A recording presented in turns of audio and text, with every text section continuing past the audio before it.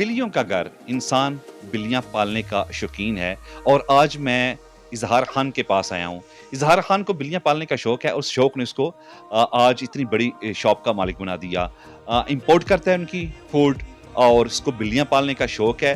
पूछते हैं इजहार खान से कि बिल्लियां पालने का शौक उसको कब और कैसे आया और इस वक्त पाकिस्तान में किस किस्म की बिल्लियां, उनकी नस्ल कौन सी है और लोग घरों में कौन सी बिल्लियां पालते हैं। अस्सलाम वालेकुम। वालेकुम अस्सलाम। क्या कहोगे बिल्लियां पालने का शौक आपको कब और कैसे आया? बेसिकली वेरी फर्स्ट टाइम जो हमें एक बनी रिसीव हुआ था, ठीक है, भाई को एक गिफ्ट आया था, ये इसका फर्स्ट हमारे पास बनी है, ठीक है, और इससे ही ये शौक प्रोफेशन से बिज़नेस की तरफ कब कन्वर्ट हुआ हमें बिल्कुल भी आइडिया नहीं। शौक पर हमें बिल्कुल मुख्तसर सा शौक, बिल्कुल भी किसी को भी नहीं था। इसे हम अवेयरनेस देने के लिए हमने एक स्टोर को बनाया है और आहिस्ता आहिस्ता लोगों को टोटली अवेयरनेस दिया। बिल्कुल भी हम आज भी कहते हैं लोगों को हम बिज़नेस नहीं करने, लोगों को अवेयरनेस दे रहे हैं यहाँ पे कि आपने कैट्स किस तरह से रखने हैं, किस तरह से उसको संभालना है और आगे किस तरह से उसको रखना है। कैट्स एक बहुत ही अच्छी फिजियोथेरेपी है। आप अगर इसे रखें तो बहुत सारे डिप्रेशन और एंजाइटी वगैरह से आप बहुत ईजी रिलैक्स फील हो जाएंगे तो करेंगे। इस वक्त पाकिस्तान में किस किस्म की बिल्लियां पाली जाती हैं? लोग कौन सी नस्ल घरों में पालते हैं?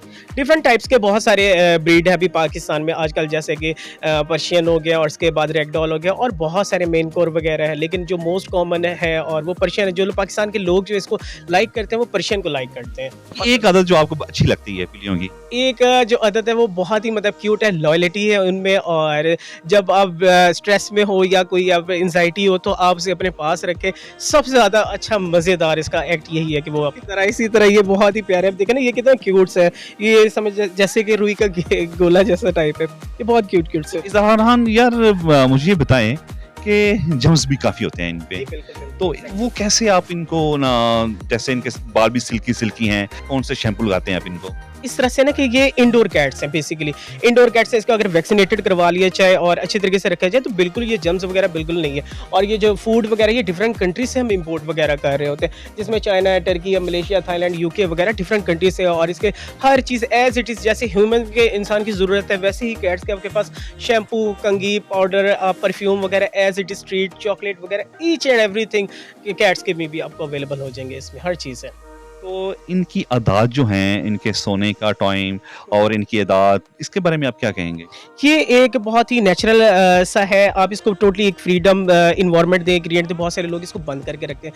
आप कैट्स को हमेशा फ्रीडम इन्वायरमेंट दें, वो बिल्कुल आपके साथ like a family member. Cats मैं हम लोगों को कहता हूँ कि आपका पेट नहीं, ये फैमिली मेम्बर आपके साथ बिल्कुल अटैच हो जाता है। आप इसे एक रख के देखें, इसे आजमा के देखें, ये इतनी को अच्छी चीज़ है। अपने सुनने वालों को क्या मैसेज दोगे जो लवर्स हैं कैट्स के? कैट्स के लवर को मैं यही कहूँगा, जो बिल्ली नहीं भी रखा आप एक बार रख के देखें।